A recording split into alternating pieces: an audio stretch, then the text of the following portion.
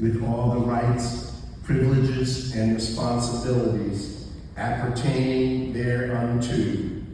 Thank you, Dr. Mukwege, for being with us to receive this honor tonight. We are honored to count you among our number.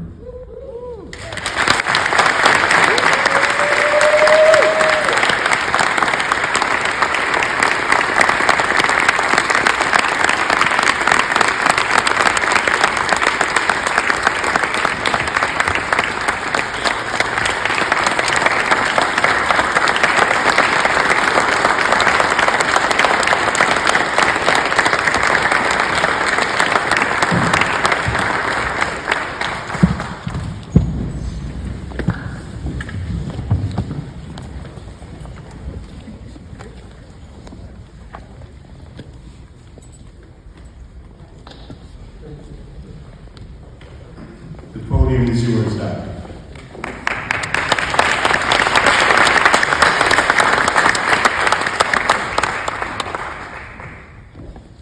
I'm sorry, I'll do my speech in French. That's okay, Doctor. Mesdames et messieurs du Crown Forum du Collège Morehouse, c'est avec humilité que je reçois le diplôme honorifique de l'illustre Collège Morehouse. Je suis très reconnaissant de pouvoir m'adresser à cette prestigieuse tribune à l'occasion du Crown Forum où il m'a été demandé de m'exprimer sur un sujet critique et urgent, the challenge of the Congo. Pour appréhender la complexité de nos luttes actuelles et tracer un chemin vers l'avenir, je souhaite que nous puissions voyager un instant dans le passé, notre passé marqué par le sceau de l'esclavagisme. À la fin du XIXe siècle, les puissances occidentales étaient en train de redéfinir leurs relations avec le continent africain et ses habitants. Des lois ont été promulguées pour abolir ou restreindre le commerce transatlantique des esclaves. Ici aux États-Unis, l'esclavage a été aboli avec la ratification du 13e amendement de la Constitution. Cependant, à mesure que l'esclavage déclinait, le colonialisme, lui, s'étendait. En 1885, les négociations entre les puissances européennes lors de la conférence de Berlin ont abouti au partage de l'Afrique et ont consacré le roi Léopold II de Belgique comme propriétaire d'un pays 80 fois plus grand que le royaume de la Belgique.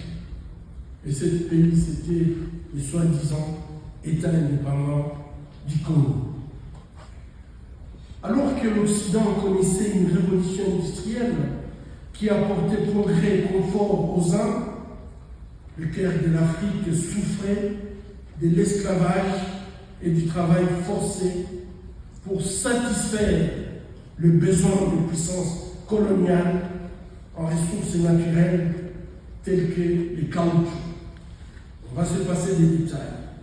Cette exploitation était impitoyable, à exposer les Congolais à la discrimination, aux abus et à la violence institutionnalisée qui a été exacerbée lors des deux guerres mondiales où les ressources naturelles du Congo, comme le cuivre et l'uranium, ont joué des rôles stratégiques de premier plan.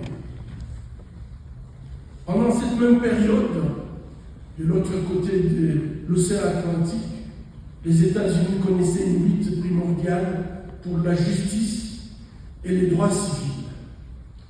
Même si l'esclavage avait officiellement pris fin, la vie des personnes noires restait largement menacée et était jalonnée par de lynchages quotidiens et la mise en œuvre de législations ségrégationnistes, dites loi Jim Crow. Des visionnaires tels que le docteur Martin Luther King Jr. étaient à la pointe de cette lutte, plaidant pour l'égalité raciale et la justice pour tous. Malgré l'éloignement géographique, les luttes au Congo et aux États-Unis partageaient des similitudes profondes. Les deux mouvements cherchaient en effet à démanteler les injustices et les inégalités systémiques. Alors que les nations africaines déclaraient les unes après les autres leur indépendance vis-à-vis des puissances coloniales, un sentiment d'espoir et de changement prenait une ampleur inédite. Cependant, dans le cas du Congo, la vision d'une nation pacifique, indépendante et souveraine de Patrice Lumumba fut tragiquement éphémère. 11 jours après la déclaration de l'indépendance du Congo, une nouvelle guerre de sécession internationalisée commença en raison de la crainte de la perte de contrôle sur les ressources minières au Congo. Mesdames et messieurs, il est bien connu que le Congo occupe une place cruciale dans la géopolitique. Dans son œuvre phare, The Challenge of the Congo, le leader ghanéen Kwame Nkrumah soulignait avec perspicacité que le Congo n'est pas seulement une lutte d'un peuple contre le colonialisme belge, il représente plutôt une lutte plus large de tous les peuples africains contre la domination occidentale. Les implications de ces constats sont profondes. Si le Congo devrait atteindre l'indépendance et la prospérité, les puissances occidentales perdraient non seulement l'accès aux richesses du sous-sol congolais, mais elles perdraient également leur mainmise sur tous les continents. 56 ans après que le président Nkrumah ait écrit ces mots, sa pensée aujourd'hui demeure très pertinente.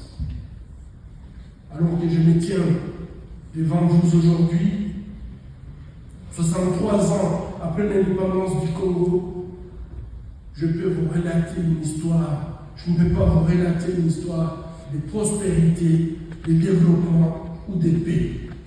Au lieu de cela, je suis le témoin de la prédation, de la tragédie et de l'injustice de la guerre qui persiste dans l'est de la République démocratique du Congo.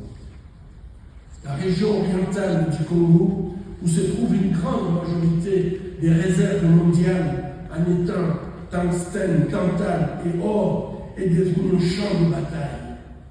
La demande de ces minéraux stratégiques a considérablement augmenté à la fin du XXe siècle avec la diffusion généralisée de l'électronique moderne, telle que les smartphones, les ordinateurs portables et les voitures électriques.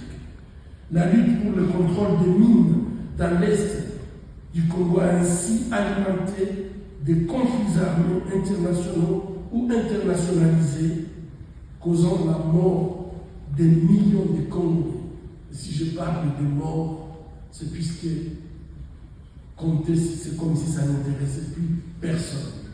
Des millions de femmes violées et des millions de personnes déplacées.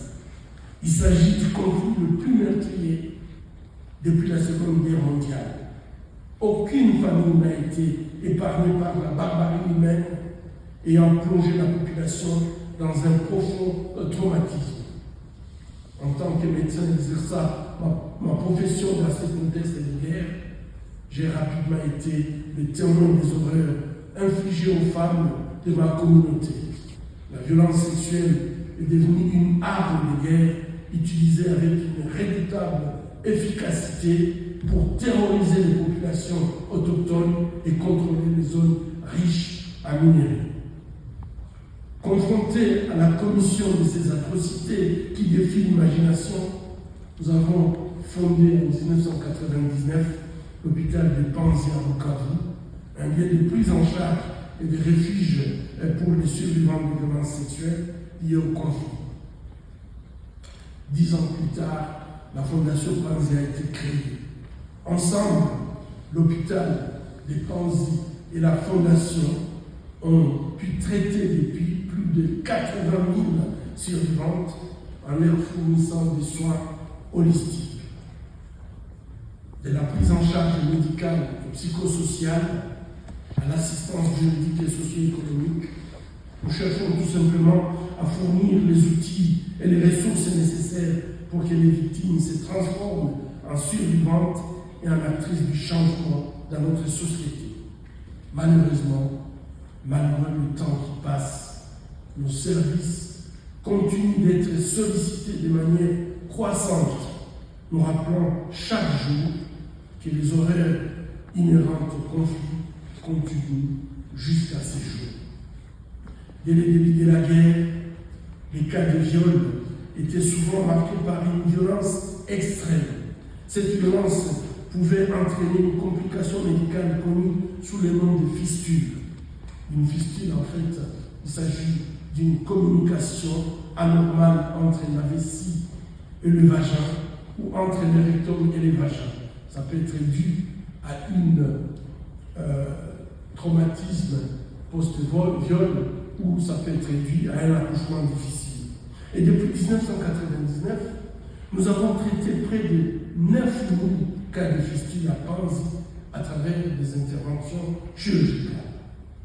Le premier traitement réussi d'une fistule est souvent attribué à James Mario Sims, un médecin américain blanc, parfois appelé le père de la gynécologie moderne. Mais Sims exerçait la médecine en Alabama au milieu du 19e siècle et a réalisé de nombreuses interventions chirurgicales expérimentales sur des femmes esclaves noires atteintes de fistules. Ces expériences ont eu lieu en dehors d'un cadre hospitalier et de manière choquante. Aucune anesthésie n'était administrée pendant ces interventions expérimentales. Mesdames et messieurs, je suis reconnaissant aujourd'hui de pouvoir utiliser les compétences médicales transmises par mes prédécesseurs pour réparer le corps des femmes de mon pays. Cependant, je ne peux ignorer l'exploitation des corps des femmes sur lesquels le docteur Sims a opéré. Et aujourd'hui, je ne peux être que profondément accablé par le fait que malgré 2 siècles de distance, le corps de la femme continue d'être torturé. Bien que l'utilisation du viol comme arme de guerre ne se produise pas sur une table chirurgicale, son intention et la douleur infligée ne sont pas moins graves. C'est inacceptable. Mais la guerre dans l'est de la RDC et ses conséquences dramatiques pour les femmes ne sont que les symptômes d'un problème plus vaste. Pendant près de 150 ans, le Congo a été la cible d'une exploitation qui dépasse tout entendement.